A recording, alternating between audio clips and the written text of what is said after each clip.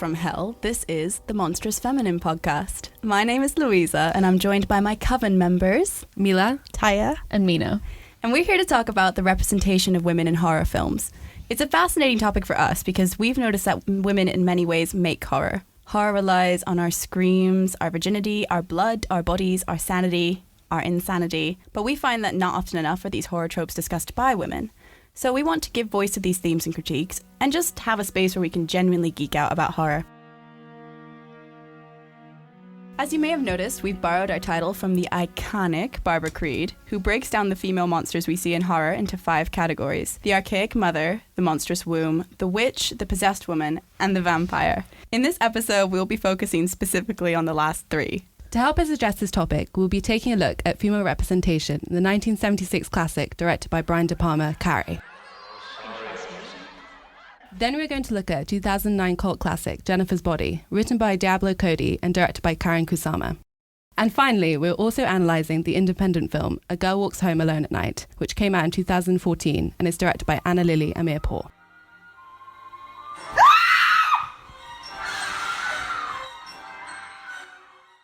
So guys, what was your first encounter with horror? Tyia? I saw The Shining when I was like way too young. I think I was like 6, and my parents were watching it, and I walked in the room and thought it looked like a cool movie. It was until the twins were in the hallway. We pressed on, and now I'm a horror movie fan. Mina, what about you? So I think I was kind of set out for it because I was named after Wilhelmina Harker. She's the girl that Dracula's basically obsessed with and like tries to suck all of her blood out and stuff. Fitting. Like, thanks to my parents for naming me that. I think I didn't like horror for a very long time. I'm not sure I still like it because I get really scared. How about you, Mila? So when I was about 9 or 10, I picked up what I thought was the DVD of The Labyrinth, but it turned out to be Pan's Labyrinth. I mean, I wouldn't say it's straight horror, but it's pretty traumatizing. Yeah. It's creepy. Yeah, and I watched all of it thinking, where is Jennifer Connelly? And where is it? Yeah. Why is this in Spanish? What about you, Louisa? So I'm like a horror newbie. Like, I only started watching horror at 19 as well. But that's because my mom traumatized me. So at like 7 to like 9, I don't know how old, I caught a glimpse of The Sixth Sense, which isn't even a horror, but it's like that weird. Okay, wait till you hear the story, all right? Let's not judge. And it's the little kid, he's like, I see dead people. And there's this one scene where he like walks into the kitchen and this woman with like brown hair, she like turns around, she has like slashed wrists, and she's like, look what you made me do. And this gave me nightmares because the woman like vaguely resembled my mom. And I was like terrified. And my mom, being so like comforting and lovely that she is, she just one day hid in the kitchen, waited for me to come in. And then when I did, she just turned around and screamed at me, look what you made me do. Oh my God. I was traumatized. Well, That's is hilarious. horrifying, yeah. It's fine. A little bit of trauma is character building, so. For sure.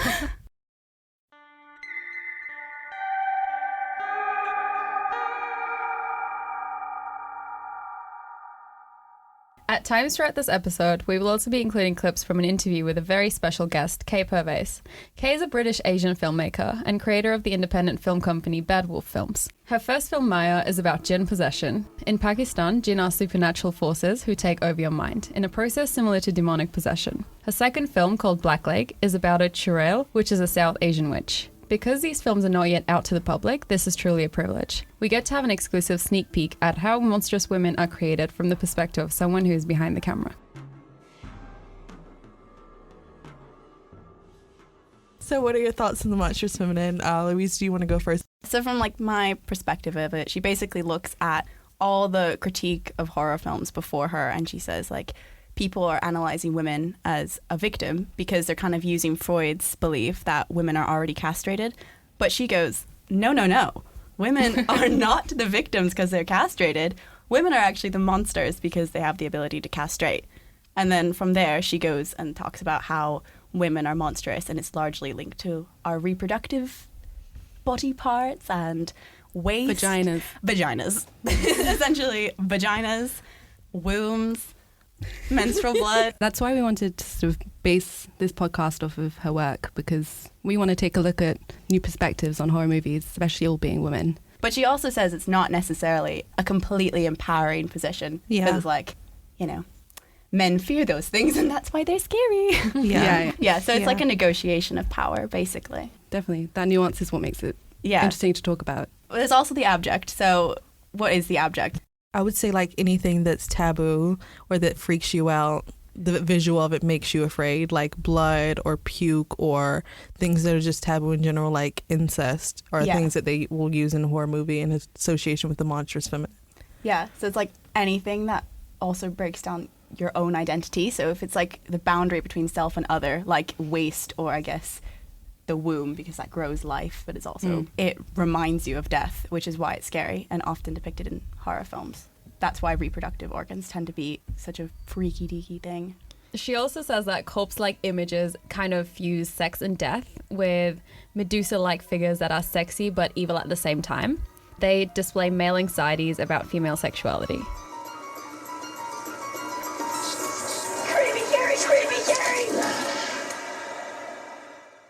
So the first category of female monsters that we're going to discuss is the witch. And for this, we've chosen Carrie because it's mentioned in Creed's book. So it's like a nice way to open up her themes. I think the important thing is menstruation being linked to receiving your powers or the activation of the horror in women. You see that in Carrie for sure, because she has that bloody period scene that every girl's worst nightmare is. And then we also see in other horror movies as well, like in The Witch and even in The Exorcist. It's marked by like the period of, I guess, sexual maturity is when you become the monster or the witch. There's kind of a contradiction in that getting your period makes you a monster, but it's also like signals like when you become sexually mature or you're able to at least be pregnant, and it's kind of like that's good, or at least you become sexual toward a male gaze, but also you're tainted, you're dirty, or you're monstrous. Yeah. It's a lose-lose. Yeah, lose, yeah. Perhaps But like... win because you get powers. Yeah. You become witches. True. Almost. Perhaps that link between reaching sexual maturity and becoming the monster is because castration anxiety is ultimately at the highest during sexual intercourse, because the penis is literally disappearing into the vagina. So that would be It's lost. Never coming back. It's like when you were younger and you'd be like, will the tampon get lost inside me? That's a valid That's fear. a legitimate fear, though. It's a legitimate fear. when I you're understand younger, that. It can actually Yeah. happen. My aunt lost one for like 6 months. Oh my god. She actually had sepsis though, so that's not funny. Oh, Is she dear. okay? She's fine now. Oh, She's okay. perfectly fine. She had children. Oh my god. Please don't put that in there. My aunt wouldn't like it. But yeah, back to witches. Yeah. Like the fact that they're quite scary figures because they're so associated. If their powers come with menstruation, then they're so seeped in blood, which itself is an abject fluid. Abject object. Yeah. Nice. With Carrie, obviously, she's literally seeped in blood, and that's like the whole irony that everyone's teasing her that she has her period. What do you actually think of that shower scene, like when she gets her period? That is like the most controversial bit, like people like the male gaze. Like, why is it so sexualized? Like, there's arguments that she's masturbating. What do you It think? seems to be a very male idea of what Do you find it your first offensive? period. Not so much offensive. Yeah. It's more something I Inaccurate. would expect from a movie, and definitely a horror movie, because you want to kind of, I guess, dramatize it to the point where it could be maybe aestheticized or plays into the whole horror trope. And yeah, you said like, is she masturbating? I think it's sort of maybe sexualize her a little bit too much. The amount of she, blood the is like first equated person? to her being stabbed, and she's like screaming Yeah. this guttural Yeah. scream, and everyone's laughing. There's like a whole scene. No one is bleeding the amount to be stabbed and like bleed to death But I on can't their first understand period. why they're yelling at her. She like put her period bloodhounds all over everybody. I'd be like, Actually, fair. get off too. Yeah, and she also didn't seem to know what it was, which I guess also makes her like an ostracized person, because they're like, oh, this girl doesn't even know what a period is. She doesn't even know what being a woman is like. She's such a weirdo. I Yeah. think it plays along with that. And her mum being a religious fanatic coincides with what Creed's saying about witches and menstruation, and because they're always associated with sexual deviancies. So her mum's like, oh, you've got your period now, so you need to pray. She locks her in the closet. Like, it's all terrible. Then I read a more redeeming review. It was on Deep Focus, and it was talking about how De Palma and Cohen like intentionally muted her psychic abilities. They only show her having like psychic powers when she's being like abused, so it has more of an emotional trajectory. And I thought maybe that was a more redeeming interpretation of it, because if it's not necessarily like always the male gaze, like maybe they are trying to put in the work to show that Carrie's not just a monster because she's a witch who has her period, but she's also a victim, like she's being tormented by her peers. You mean in comparing it to the book? Yeah, Stephen King's book. Yeah, I The wonder why OG. they chose to like make her. I guess you sympathize more with her. Maybe just because it's slightly dated as a film. Yeah. I find it a little bit too ridiculous to like empathize with her. To sympathize with her? If you didn't empathize with Wow, Carrie in the movie, cold. who did you I know. empathize with? No one. Carrie flopped for you. A lot of it fail. I think it's just like more of a spectacle to watch now, and because like I'd heard so much about it before, and I mean I watched it a while ago, but it kind of seems like just a film study to me, and then I could never really enjoy it or get into it So do you not align with someone when you're watching it? because I'm not a psychopath. Like, it's just that film for some reason.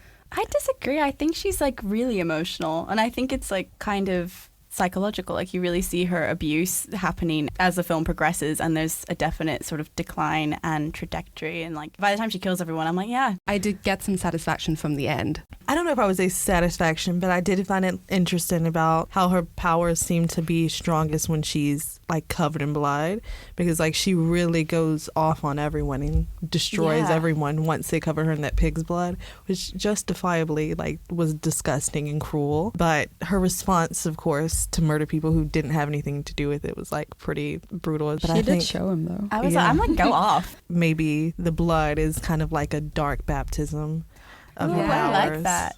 This kind of relates to what Creed says on Blood. Firstly, it threatens the identity of each sex in the face of sexual difference. And she also says that woman's blood points to the fertile nature of the female body. And it basically bears witness to women's alliance with the natural world. I guess if she's like closer to nature, and it's something that men can't understand, and if you're seeped in it, it's like kind of you're mystifying the patriarchy. So there's a power in that. I think, yeah, I agree with that. Apart from, I don't know, the connection between women. Hater. No. She just doesn't like her. Hating. The connection between women and like menstruation and the moon and like mysticism, it seems almost patronizing. Oh, that women sure, are like, sure. oh, this mysterious being who just bleed every month. How on earth does that happen? Plays a little bit into that. Maybe that's because it's a male director. So maybe this would be a Yeah, good yeah. time to cut into our special clip from our interview with Kay, because she is talking about it from a female director's perspective. So I think that she talks about basically how there's a psychological aspect to demonic possession. Not quite the witch, but she's talking about jinn possession. And then she goes into her film called Maya, which was filmed in Pakistan, and she talks to us about how the female body is received in a viewing in Pakistan.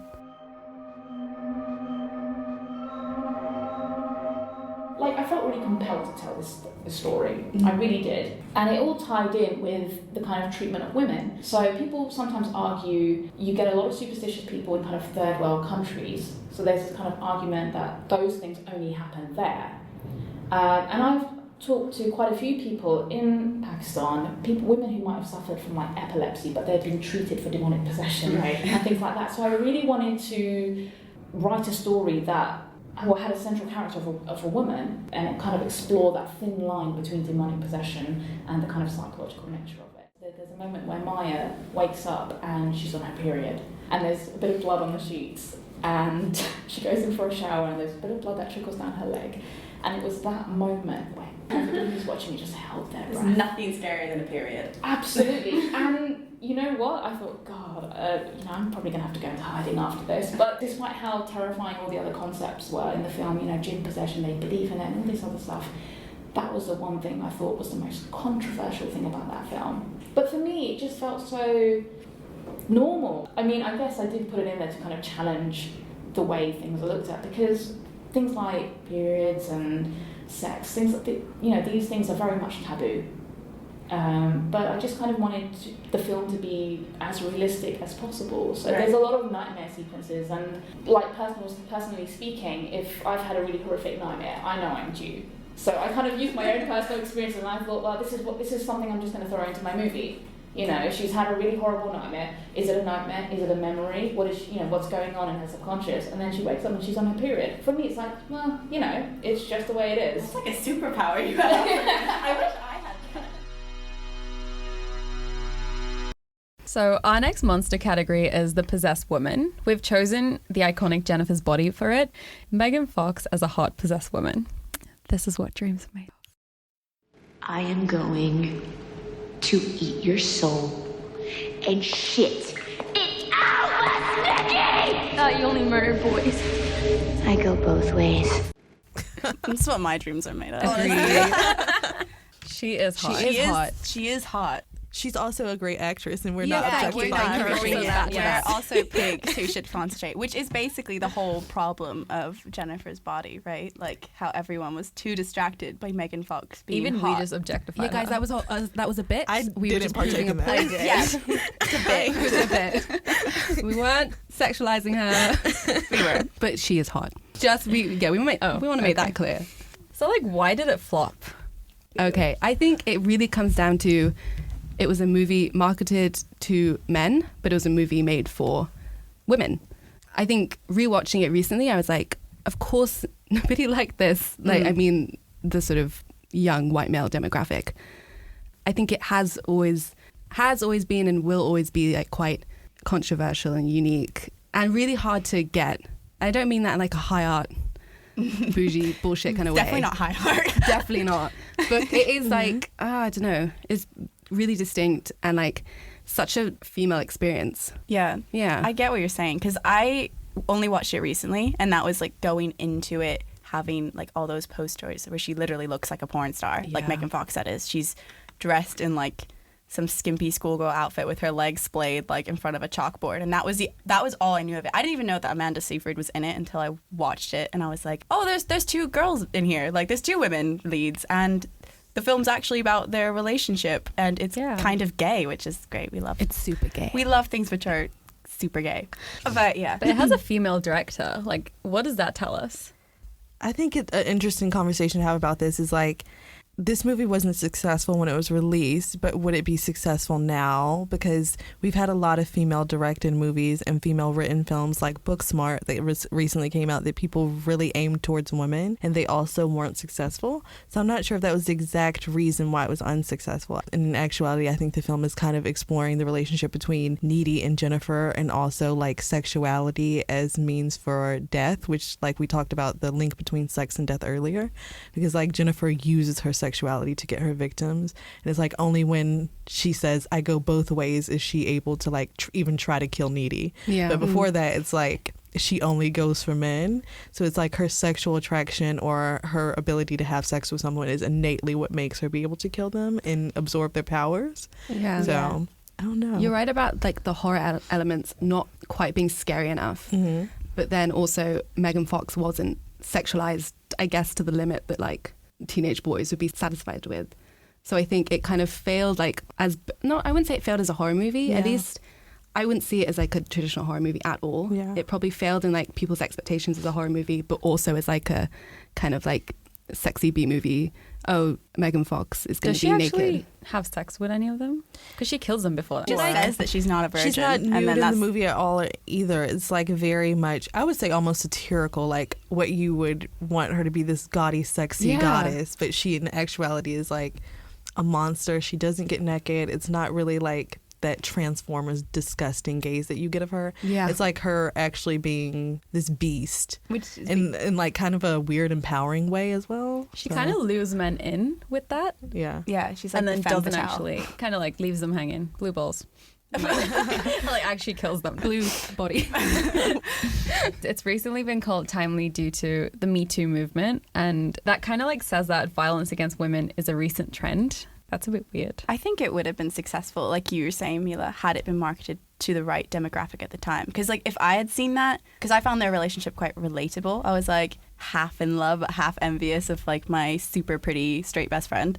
But if it had been marketed about, like, hey, if you're a young girl, you might enjoy this movie because it's, like, fun and camp, but it's also about female relationships. And like the Gore. messy, ugly sides of female relationships. Yeah. I like that they're both kind of shitty at Jennifer more than Needy. They both can be kind of like annoying and Needy is both literally really called Needy. dependent. Yeah, Needy is needy as hell. They're both like kind of dependent on each other to like, I don't know, satisfy each other's insecurities. And that is kind of female friendship sometimes, but maybe that was received really badly at the time. With what Mina said about the Me Too movement earlier, I think it's kind of important to think about what it means for Jennifer, well, them wanting to basically sacrifice a virgin in order to get success, and how many men in the industry actually use women's innocence as a pedestal to get to success, or to sacrifice women to get to success as well. And maybe that metaphor is also something that turned off male audiences, or audiences in general, because maybe people weren't ready to have that discussion then, as we are now, that we've seen so many people abuse their power in order to make women do things and elevate their position. With Jennifer as a monster, though, what do you guys think about her really does fit with the possession narrative? Well, she's obviously demonically possessed from the failed exorcism, but is that also kind of like the final girl thing? Like, Jennifer could not be the final girl, and she had to be possessed because she wasn't a virgin, and so she wasn't pure enough to just have like this pure death. She now has to live her life as a monster. I think that's a really interesting reversion of Creed's theory, because she analyzed it in relation to The Exorcist, which I think she's like 12 or 13, Reagan is in the film. And so she's literally innocent, virgin, and she's possessed, and that's why it's so like taboo when she starts saying all these horrible, sexually violent things and becoming a really abject figure that possession makes you become. Whereas Jennifer is not innocent in the traditional sense. Like, obviously she's still a victim. She's like stabbed in this sort of penetrative, like rape aligned metaphorical action. If you'd argue that she's more powerful, like Jennifer has to die, but Needy gets like a transference of her powers, and she's also had sex, and she doesn't seem to get any of the drawbacks. She just got like scratched and is like able to escape prison and like go after people and get vengeance. So it's not like having sex means that there's no end necessarily, or there is an end for you in Jennifer's body. I think it's a little bit more optimistic than that. There's a really interesting like psychic connection between Needy and Jennifer. Like, when Jennifer's off killing boys and Needy will like feel her like kissing them, she'll feel like, I don't know, and when they're like both having sex at the same time, Needy like sees all those visions of like the blood on the ceiling and that quarterback or something sat in the chair.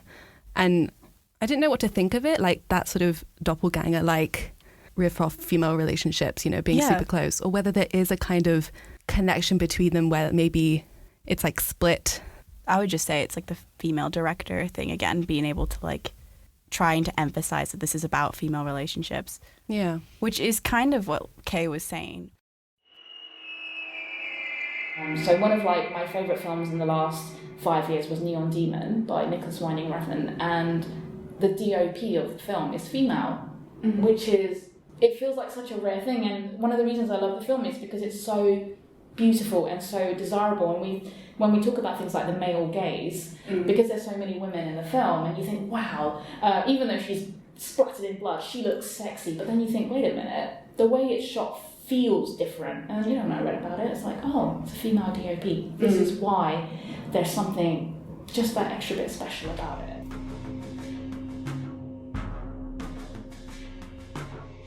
So after I filmed Maya, a lot of people were like, oh, okay, you've got to make something more visceral, because with Jin, you kind of, it's not there. You know, you can't really, you can rarely see Jin. People talk about kind of seeing apparitions and type, but they wanted something that was more physical. So again, I wanted to show a monster that hadn't really been dealt with before in cinema. So I chose the Jurel. Now, Jurel is a South Asian witch.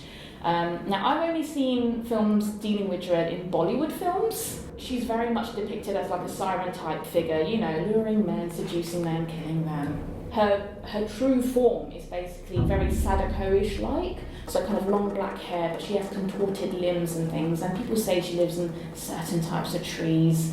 And again, it's one of those things that people still believe in now. People are terrified of the whole concept. So when I was researching Jurel and basically violence against women in South Asia, obviously Jyoti Singh's case was like the biggest case.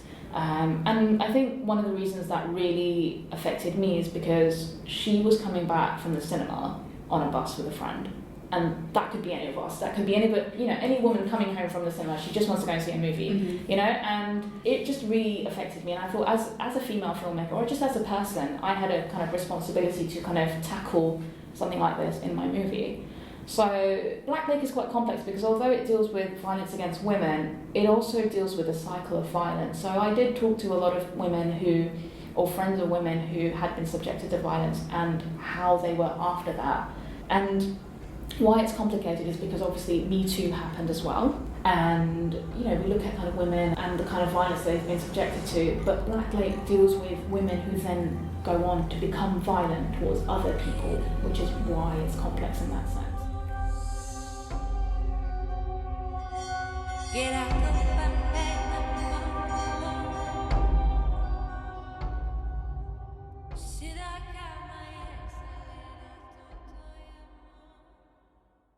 You know when Chip Yeah. stabs Jennifer? Yeah. Or the Yeah, boyfriend. Needy's boyfriend. He always wanted to bone Jennifer anyways. You think it's like a sort of Yeah. sexual Yeah. wound that he did there? Finally sticking A it. weird thing Yeah. though is like, even if Jennifer wasn't possessed, how would her actions have necessarily differed? I think the only thing that would have been different is she wouldn't have been killing the boys, but she probably would have went after the same ones just out of competition with Needy. Yeah.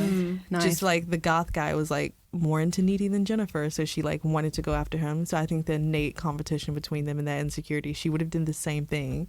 She just wouldn't have killed them. Yeah, So definitely. it's like maybe that's why no one thought anything was weird that she was doing, because she would have did it anyway. Yeah. So they were like, oh, whatever. But if she had that reputation, why wasn't anyone in school like, oh, what if it's Jennifer? What if she's killing them? Maybe because they all wanted to get with her as well, which I mean I couldn't argue against. Megan Fox is hot and it's all very cyclical. end discussion. So she's like kind of basically what we're saying is Jennifer's a more complicated monster because she's Definitely. a victim. She also is just quite monstrous, but Yeah. she's also in competition with her friends. So she's like fragile Yeah. ego, insecure is the word Yeah. I'm looking Yeah. for. I think she's quite a really She's a teenage girl that's a Yeah. monster. This is why this happens. hell of Yeah. a teenage girl. Okay. She's eating boys. They like make her really pretty and glowy, and her hair looks amazing. And then when she's hungry, she's weak and cranky and ugly. I mean, like ugly for her. Don't you get it? The dance. It'll be like an all-you-can-eat buffet. The next monster that we're going to talk about is the vampire, and we're going to use the 2014 film A Girl Walks Home Alone at Night to discuss that. Did you guys like it? But like, I didn't like it. I think that's fair. It's And, one of I those like artsy Iranian ones. cinema. I like black and white films. I just did not vibe with this one. Boo. Oh. I just didn't. It was like shot in a really pretty way that like I thought the way they did black and white was so creative because they really played with like light and A lot of contrast. Like, Yeah. it was beautiful. That's what I Don't mean. get me wrong. Like, cinematography, yeah. It's just the plot. I was looking at my phone the whole time, and then I was like, okay, I need to like actually look because there's subtitles, and I don't speak Farsi, so I actually need to like look at it. Maybe that's why I got bored. Yeah, you were on your phone watching the movie. You have to completely yeah, immerse wow. yourself. on the visual. Yeah.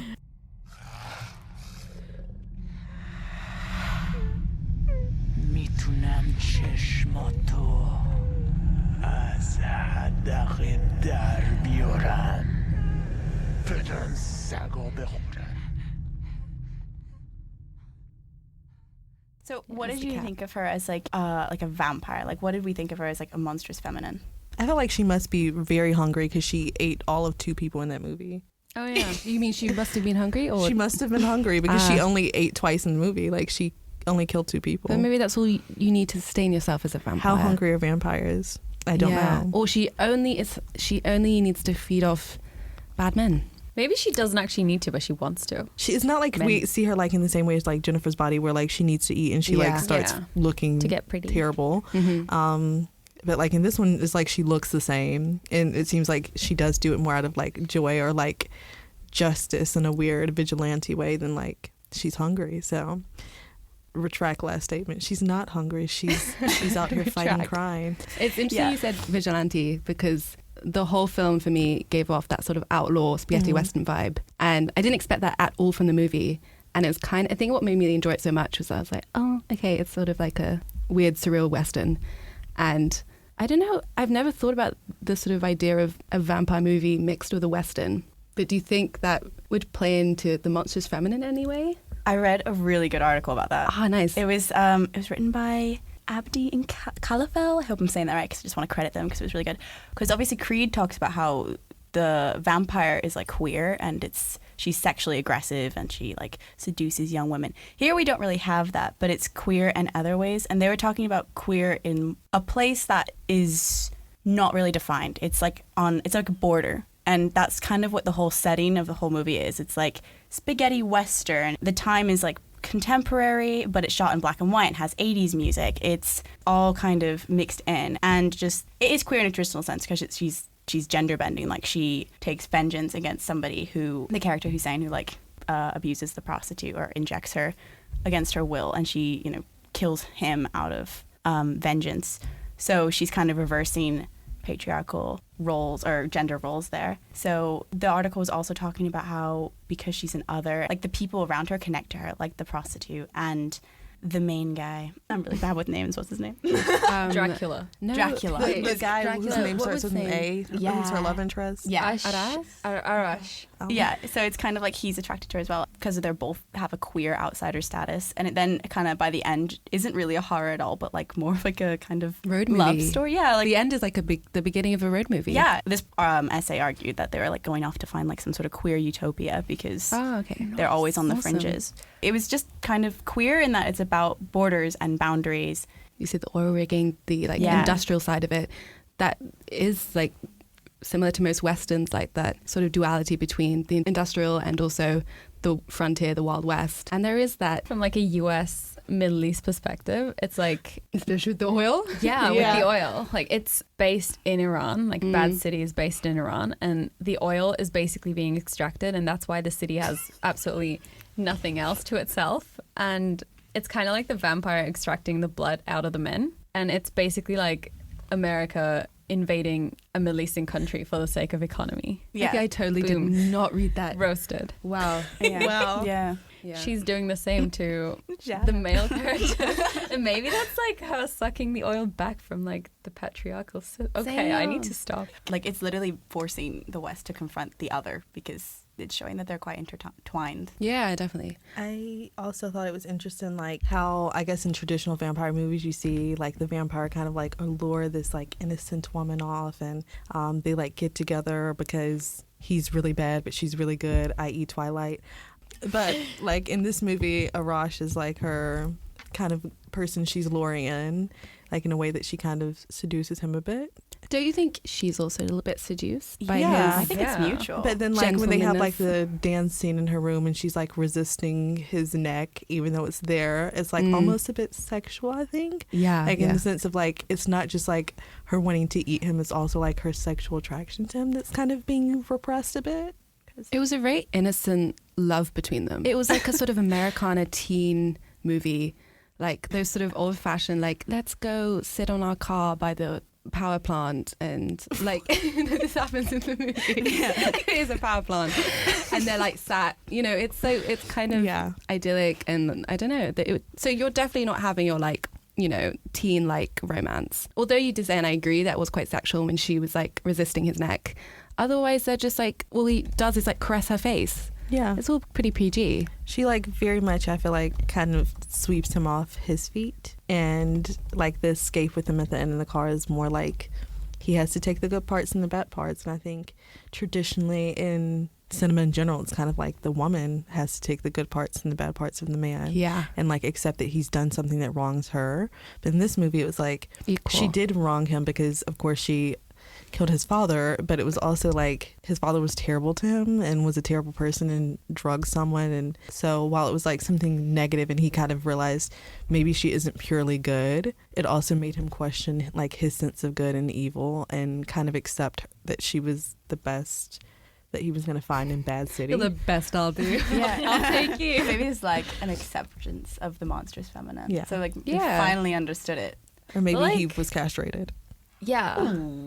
But when we go back to like her sexuality with the weird guy, like the first guy, like the bad The guy. most disturbing part about the movie is that I was attracted to him. No, the guy with sex on his neck. Yeah, with sex on his neck. Yeah, I need to call both of your moms. I was happy he died because like, thank God, I can't keep. I can't lie, I feeling relate. like this. It was the tattoos for sure. Yeah, But thanks. she was kind of like luring him in like Jennifer in a way. Yeah. 'Cause she was like sucking on his finger. Like I found that really disturbing And, when she did that. Attie was Attie. She did that as well. The drug dealer. Yeah. There's Yeah. lots of, and then when she bit off the finger, I was like, yes, girl. Castration. Yeah. He does castrate. In the relationship, is he kind of like the character that he He's the almost alpha. doesn't really have a gender tied to him specifically, I would say. There's nothing about him that is I know what you innately mean. masculine or feminine. He's wearing eyeliner He's just Oh, is he? there. as Dracula. He's kind of like somewhere in between. I think this film also like wants you to question gender as a category itself, because it has that seemingly random clip of the transgender woman dancing with the balloon. So it's kind of like you're kind of always thinking about gender being forced to think about it at key points like Redirected to that. it. Yeah. And that happens like right after they have that intimate scene in her bedroom. So maybe structurally the film is sort of pointing you towards like, this is queer, not in the traditional like lesbian sense, but we're not going to follow gender categories. We're not even going to follow human categories of identity. Interesting. I really like that. I think another thing that kind of points to that is that, like, in Bad City, the people who are most vulnerable are the people who are, I guess, queer characters and women, which is kind of the way that it is in real life as well. And so it's interesting that it kind of explores that as well, especially with high numbers of trans women who have been murdered, and also just violence against women in general being very high. I think it's an interesting thing to explore from that context. I think definitely with the director being American with Iranian descent, I think she can comment on that a lot more. I think obviously there's all that context in the movie about women in society within Iran, but then there's also, like, as you said, in America, like the high numbers of trans women, especially like black trans women being murdered. Yeah. And I think she can kind of, and coming back to what Louisa said about like that sort of space in between and that queer space, it all plays back to that, and why it ties so nicely with it being a Western and also a vampire film. Like all the themes tie together. Let's get to like the deep question though. Like, when was the last time you did walk home alone at night? I'm not gonna lie. Not that recently. I do it all the time. I'm going to say, all the time. I think Easy mine prey. was literally yesterday. I still get scared, like no matter what time. It's interesting because I once had this conversation with my brother, and I said, yeah, I'm like, I have to be considerate about where I might live, because if I have to walk home alone at night, you know, I want to feel relatively safe. And he was like, what are you talking about? Why would you base where you live around that? And I was like, it's because He's a boy. you're Yeah. a fucking boy. You've never had to consider that. Or even like back home, like outside of London, walking like along a busy road, I feel unsafe. Like, because you know that someone's going to honk their car, yell something ridiculous at you. Yeah. There's like this thing, I can't remember who says, but they were like, oh, women always live according to rape time. Like, you have to always factor that into your day. Like, you have to carry your keys between your fingers and like stuff like that. Like, you have to always like live according to this clock, which is something that people can't understand unless you are a vulnerable person. Yeah. So in that way, I guess this film's quite interesting, because it's like you expect her to be the victim, but she's like, no, she's quite dangerous. And She's very dangerous. just finding like empowerment in her queer existence. And I like that it's the title, because it really sets up that expectation of, oh, women, victim. Oh, no, she's walking home alone at night. I wonder what's going to happen. Yeah. But really, no, she eats all the boys. That could have been misconstrued. She kills all the boys. She doesn't eat all the boys. I mean, when I first read it, I was like, oh, it's Iranian. A girl walks home alone at night. Like, my Middle Eastern mind was just like, oh, she's going to die. I think we're just programmed to feel like that. Yeah, definitely. But that's a whole nice plot twist, I guess. But here we get the whole trajectory. Like, you got victim to monster to equal. Idyllic character almost. Kinda. Not idyllic, but yeah, kind of normal, I'd say. But what is normal? Normal in the sense that she's not either is normal? monster or victim. She's just kind of being, and they kind of find a way to be neither or be both. Thank you for listening to The Monstrous Feminine. Be sure to follow us on Instagram at The Monstrous Feminine and rate us 5 stars and leave us lots of comments. We'd love to hear what you think. Brooms up, witches out.